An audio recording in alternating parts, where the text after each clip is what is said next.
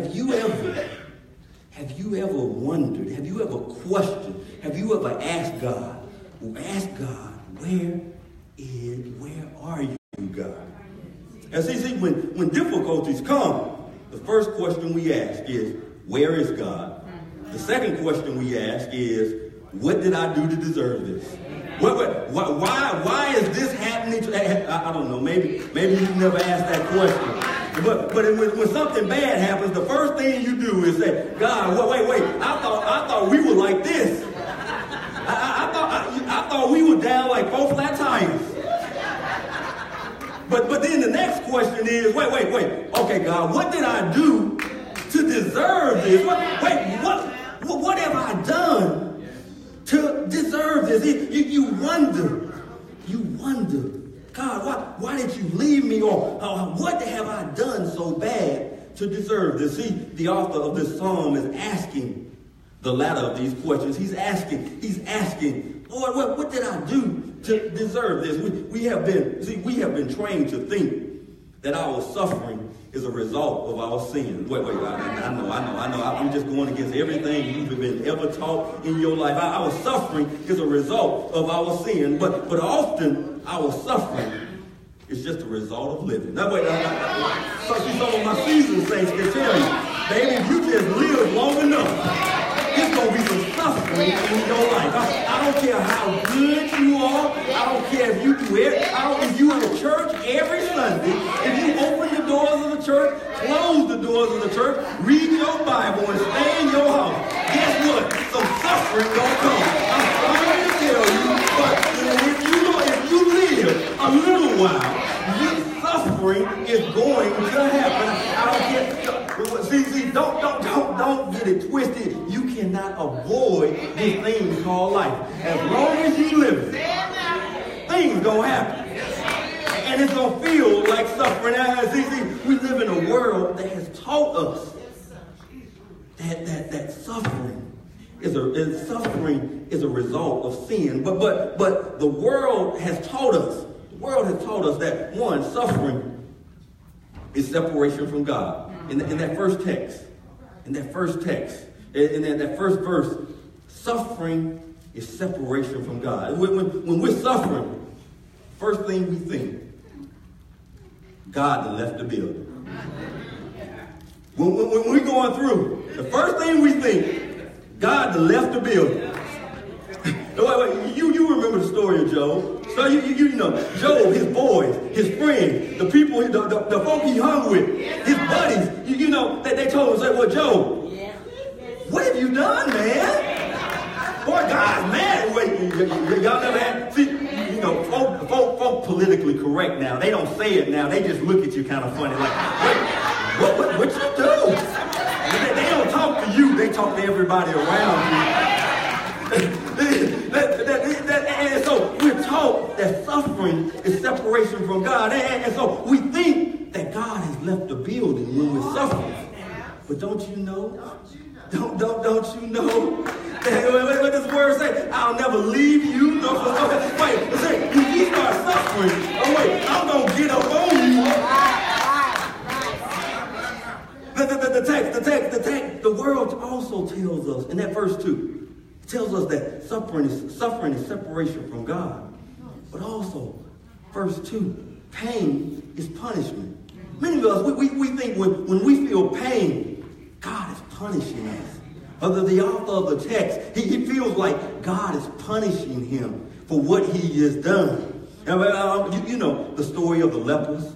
You know the lepers in the Bible. So if you had leprosy, and you were in that pain, you were set aside. Because folk assumed you did something, and so you were being punished for whatever you did. You remember the man born blind that Jesus healed, and the Pharisees, the church folk, went to his parents.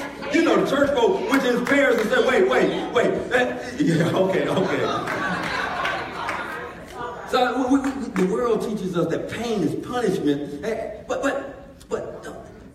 don't you know by his stripes? Wait, by his stripes, his pain.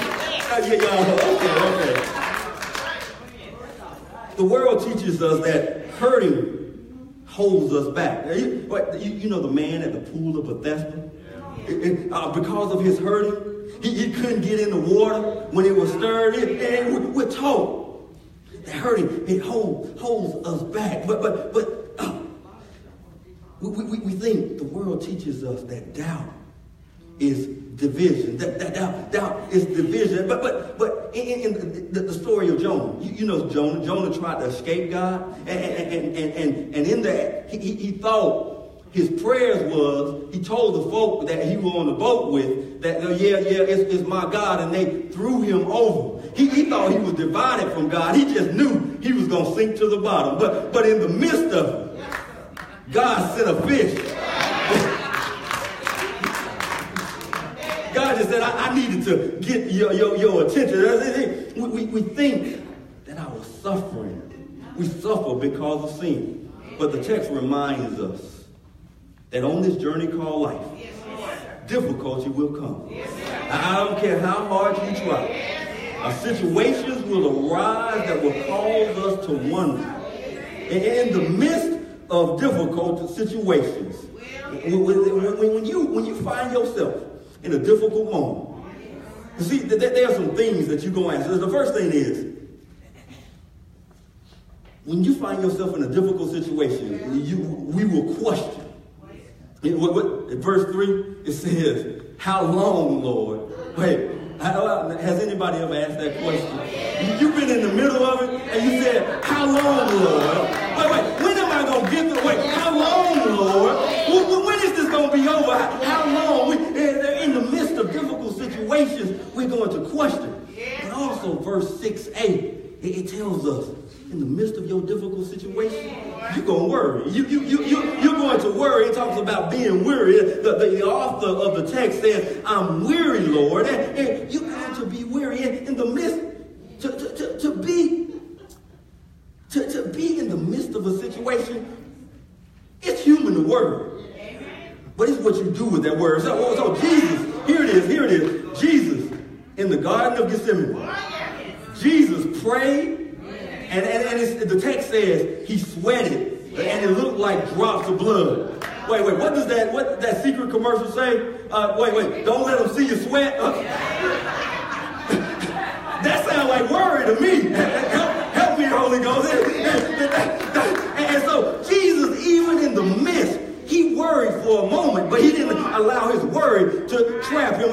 See, when you go in the midst of a difficult situation, you're going to question. We will question. We will worry. But also, that B verse in that sixth verse, we're going to cry.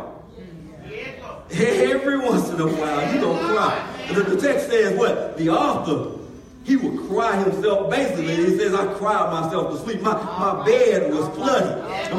Wait, he didn't just cry on his bed. He cried on his couch. See, every once in a while, you got to cry. Okay. So, y'all know I'm a crying preacher anyway. But every once in a while, when I ain't got a good cry in, you know what I do? I go and I get imitation of life. And then I fast forward to the scene where Mahalia Jackson sings. And then I just cry, think it makes it, and then I go take a nap. You know you done had a good cry. You can go take a nap.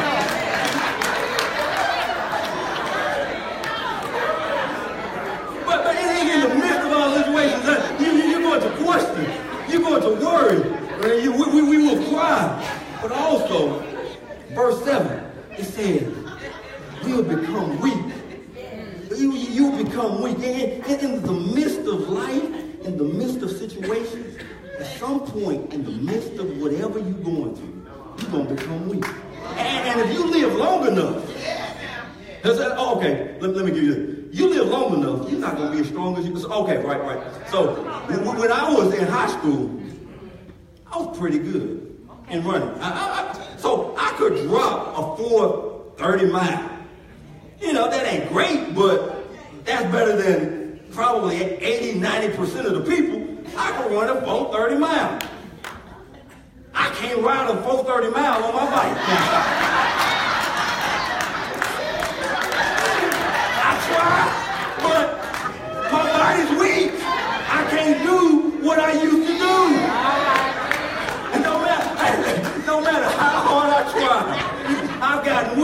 And when you're going through, there's going to be some time when you're going to get weak, when you're going to wonder, when you're going to ask, Lord, why? Well, the author says, what? My bones. He said, my bones are weak now. I'm almost out your way. See, I had to ask the question. Why should we be thankful anyhow? In the middle of difficult moments and hard times, how is God an anyhow God? How is God an anyhow God? The first thing the text tells me is, one, in verse 9a, says God hears our cry.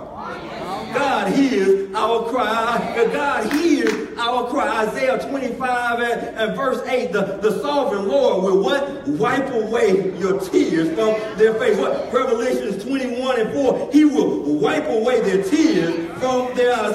God hears your cry. When you find yourself in the midst of crying, God is right there, wiping away your tears. Whenever situations get a little bit too hard, God is right there, wiping away your tears. When things are just more than you can bear, God is right there, wiping away your tears. Remember when you used to cry after he left you, or every day. But then you start praying and you stop crying less. Y'all ain't never been in that kind of relationship.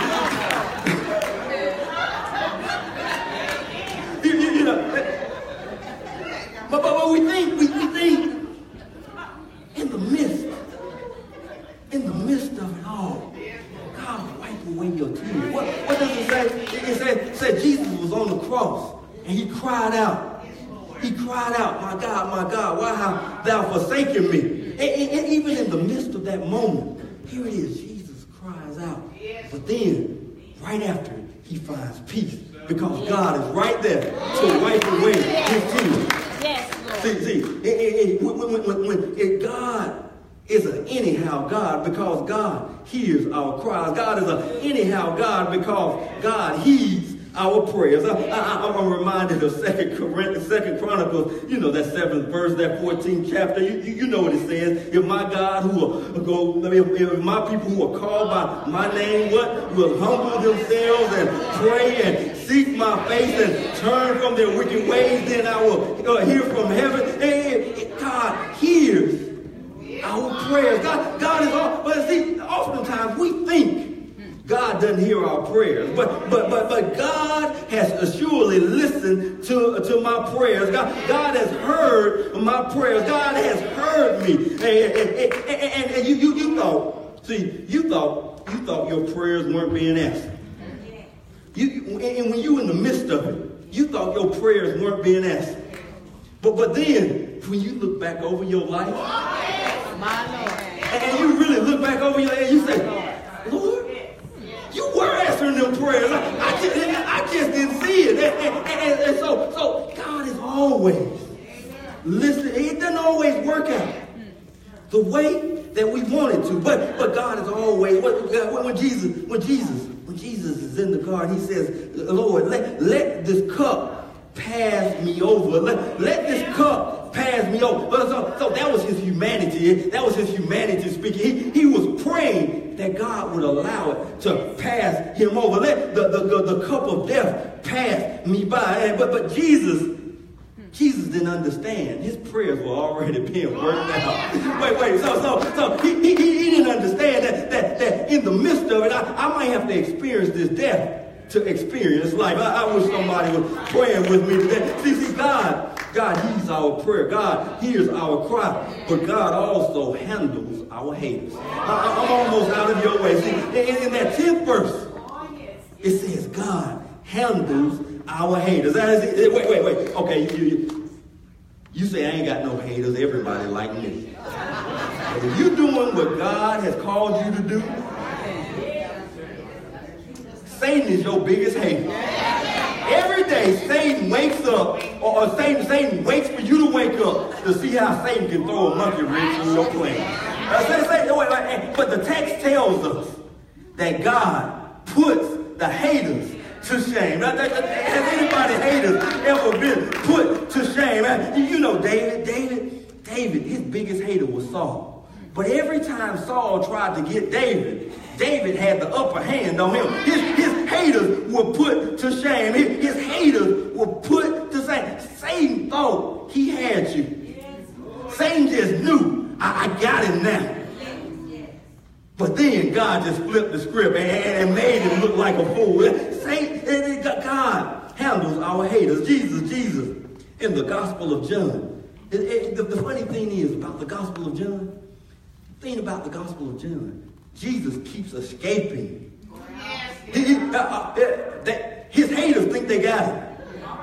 But then it says Jesus just moves on.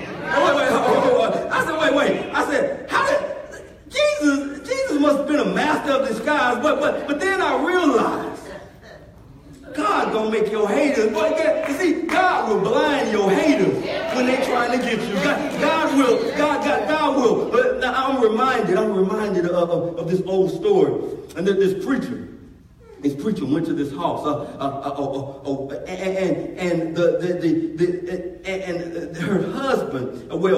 This preacher went to the house to check on a family. Well, this man, his wife had been spending a lot of time at the church, and the man had issue. He had issue with the preacher, and he convinced himself that he was going to get rid of that preacher that night. He just knew, I'm going to get rid of this Negro tonight. But here it is. This man later comes to Christ in the same church of the preacher that he was going to get rid of. And he goes to the preacher and he said, you know, when you went to Miss Jane's house, I was going to take you out that night. But you had 2 men with you that night. And the preacher says, wait. I didn't go to the house with anybody that night. Help me, Holy Ghost. Don't get that on the way home. See, that God had dispatched his angels to make sure nothing happened to him. See, y'all still ain't got this whole thing about anyhow God. Thankful anyhow. See, somebody says, well, maybe that ain't just correct vernacular. That maybe that's some southern talk. You know, anyhow. Yeah, thankful anyhow. Well, when I say thankful anyhow, let me tell you, I'm saying thankful regardless of whatever the situation might bring. Whatever circumstances I might find myself in, I'm going to be thankful anyhow. I'm going to be thankful regardless of what life may deal me. And on this Thanksgiving, it's saying that I'm going to be thankful anyhow. I'm going to be thankful at any rate. Whatever is given to me, I'm going to be thankful in any event. I'm going to be thankful in any manner, whatever the circumstance. I'm going to be thankful even in the midst of doubt. I'm going to be thankful regardless of whatever happens. And so as you approach this Thanksgiving, oftentimes we sit up and we think we need all this other stuff. You know the big stuff.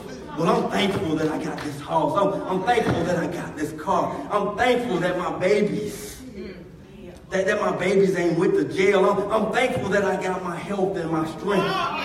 The story of, some of you may have heard it, but the story of Susan Tannenbaum. And it says Susan Tannenbaum and her sister were taken to a Nazi concentration camp. And on the morning that they were taken to the Nazi concentration camp, they read 1 Thessalonians 5 and 18 that says, be thankful for everything in all situations. And so her older sister told her, said, well, here it is. We have to be thankful in everything. We read that text for some reason. And so as they walked in, she told her sister, be thankful for the guards. And as they walked in the room and where everybody else was, the room was infested with fleas. And so the room, and she told her sister, be thankful for the fleas. So wait, be thankful for the fleas. Wait, hold on. Her sister had issue. As Susan Tannenbaum said, I had issue with being thankful for the fleas because I was getting eaten up by those fleas. Help me, Holy Ghost. And so they were in with other Christians who were losing their faith, who was wondering how God had left them, but they would hold Bible studies while they were there. The guards would not disturb them, would not come into the place after they were liberated. She asked one of the guards why they wouldn't come into the room. The guard said, because of the fleas. Wait, okay. You got some fleas in your life. You still missing it. There's some fleas in your life you need to be thankful for. Y'all still not getting it. There's some folk that some parasites in your life. You just still need to be thankful. Y'all still not getting it. Wait. Okay, Mother Weaver. So we've talked, and here it is. Mother Weaver, she finds herself in a situation that she doesn't necessarily want to be in. But every time she goes to get her, every time you go to get, the people say, what? You bring sunshine in this room. Here it is. The folk are asking her. She's wondering, why is this happening to me? And God said, I didn't mean for it to happen, but while you in the midst of it, I'm going to use you anyway. So if you can be thankful in any situation, whatever your situation might be, just be thankful. Be thankful. Be thankful because there's something in it. That God has never left you. God has never forgotten you. God has never forsaken you. God is still with you. God just needs to know that you're thankful. Anyhow, you're thankful. Anyhow, in the midst of whatever might be happening in your life, just say, you know what? I'm thankful. Anyhow, I'm thankful regardless. I'm thankful for whatever might come. I'm just thankful, Lord, that you gave me another chance. If I might not have the help that I want, I might have lost loved ones that are dear to me, but Lord, thank you. Anyhow, stand to your feet. Stand to your feet.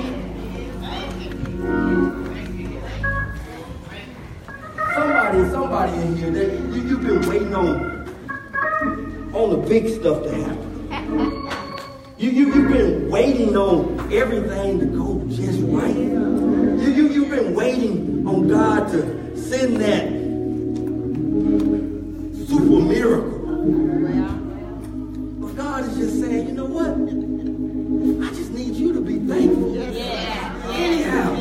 And if you'll serve me when you got a little bit, I'm going to be with you. I'm down with you. Whatever you going through. But don't wait to serve me when everything is going good in your life. Serve me now. Because I'm with you.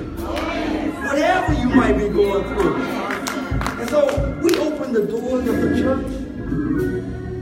We open these doors because God is a God of anyhow. God is going to work it out even in spite of what you might be going through.